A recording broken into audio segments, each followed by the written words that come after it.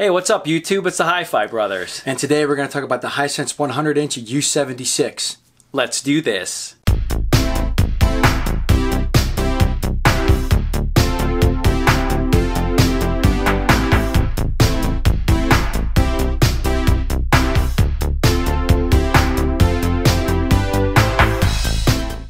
Well, welcome to today's episode, everybody. Absolutely. And today, like I said, we're going to talk about the 100-inch Hisense U76 television. Yeah, it's awesome, Ralph. So this is a big TV. It's a 100-inch, and yeah, you recently bought it a few weeks ago. You've had it for that time, and yeah, we basically wanted to let our viewers know, like, you know, what our experience has been having a big TV of this size.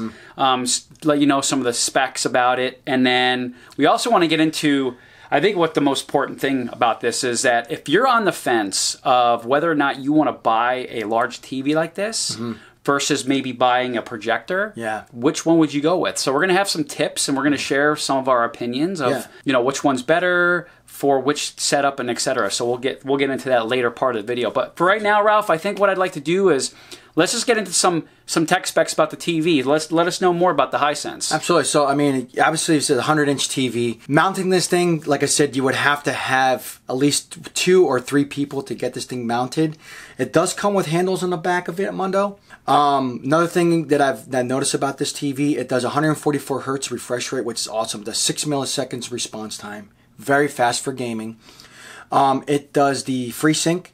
If you have an AMD graphics card, if you want to hook up your PC to it, which is awesome. It also has a variable refresh rate and also has ALM support, backlit LED, which is phenomenal for what it does and for its size of what it can capable of doing. It's amazing. Yeah. Now, how many dimming zones does it have? It has 256 dimming zones, which when I had my Sony 85-inch, it only had 80 dimming zones. So you get more dimming zones with this one. And then it does Dolby Vision. It'll do just regular HDR. Yes. Yeah, so I mean, it's a pretty fully loaded TV. If you've looked at like the Hisense and the TCLs of the world, you'll see that some of their higher end models will include a lot of those other, like, I would say, software upgrades, right? Yeah. Now, what was the cost of this TV when you got it?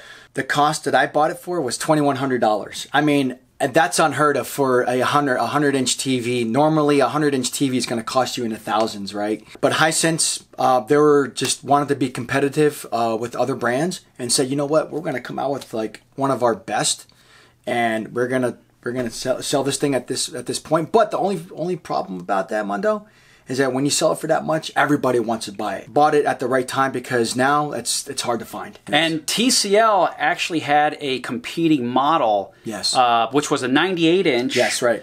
But I think the biggest deciding factor of why you decided on the Hisense versus the TCL was that the Hisense actually has dimming zones. Yes. The TCL did not have any dimming zones. So you really get more benefit from like HDR content when you're viewing it. Absolutely.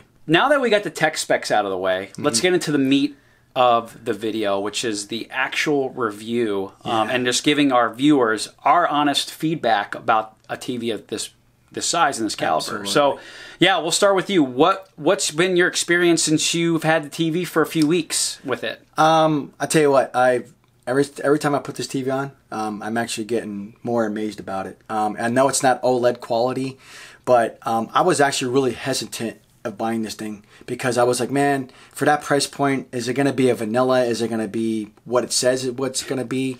You know, as a matter of fact, when we got it installed, we did the test, the dirty test, and it passed.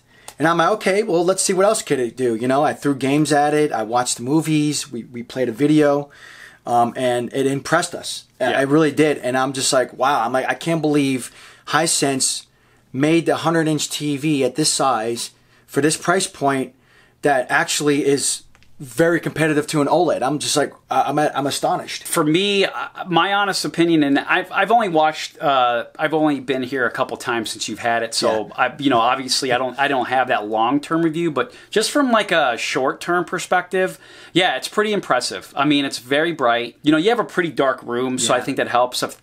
even in a mid-lit room, I still don't think that's going to be an issue for a lot of you. No. Yeah, I mean, it really does capture that immersive home cinema experience, right? Where you could get that with you can't get with a projector because maybe your configuration, but with this TV, you definitely get that movie theater experience when you're watching. I would say for me, the only drawbacks from the TV, which I noticed, is that when you're viewing it from like the side angle, I can tell that the image degrades pretty significantly. It does. You need to be like dead on, either center. If you're kind of skewed and looking at it from the side, it does degrade a big ton. So that's kind of the only drawback that at least for me, that I've gotten from the TV. Is there anything that you have to add to that? There is very, very, very slight bleeding when there's wording and stuff like that, only in a corner, but like in the middle, it doesn't do that at all. It's just really nice. All right, Ralph, that's pretty good, man. I think the pros and cons of the TV will really help somebody out, especially some of the comparisons with other TVs that are out there. Yeah.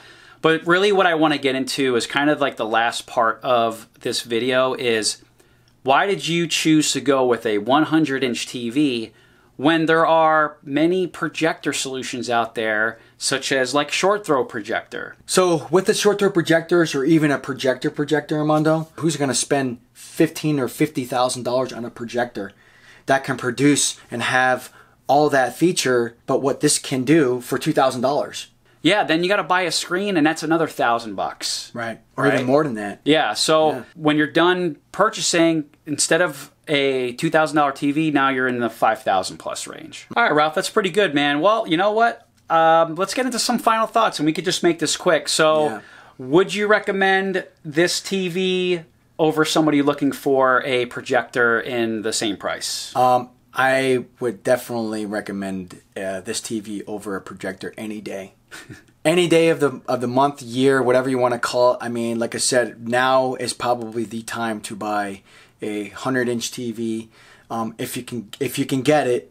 I know some of it's not available, but like if you can get a Hisense U7K, this Hisense U76 from Best Buy, if it's available, I definitely would pick up on it. My final thoughts of this is that if you're looking for a very large TV and you just don't want to go the projector route because of what Ralph mentioned with all the hidden costs that come with it, I definitely recommend the TV. Well, that's cool, Ralph. Well, I think that concludes our video. Absolutely. So make sure you like and subscribe and hit the notification button. And as always, keep it hi-fi.